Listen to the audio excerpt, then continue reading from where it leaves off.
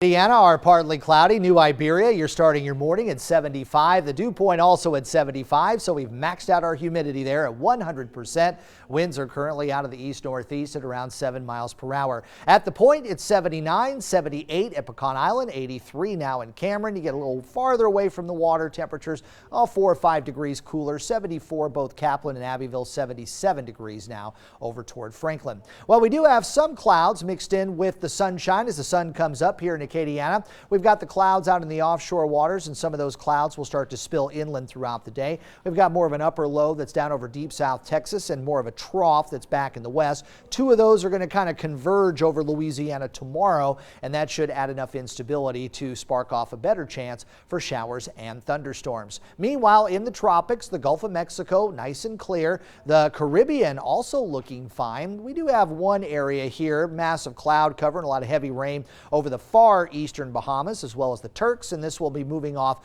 toward the west over the next day or so. And we do think that this massive cloudiness will eventually reach the Gulf of Mexico. National Hurricane Center showing only about a 20% chance that we'll see any development here. So as it moves westward and gets over the central part of the Gulf of Mexico, we're more interested in our rain chances that will occur over the weekend once that gets parked over the Gulf. Now out farther to the east, central, eastern Atlantic, we've got a number of tropical waves that are out there, and any one of those really have a decent chance for some development over the next week or so. Most computer models are developing a system here around the Virgin Islands and then starting to creep its way over toward the Bahamas, very similar in nature to what we saw with the track of Hurricane Dorian last week. But this is not until about 10 days from now, so a lot could change between now and then. But there's also a hint there could be a little trough digging across the central part of the U.S., perhaps sending a little cooler air southward toward the Gulf Coast. Hopefully that will be the case. But again, 10 to 11 days from now,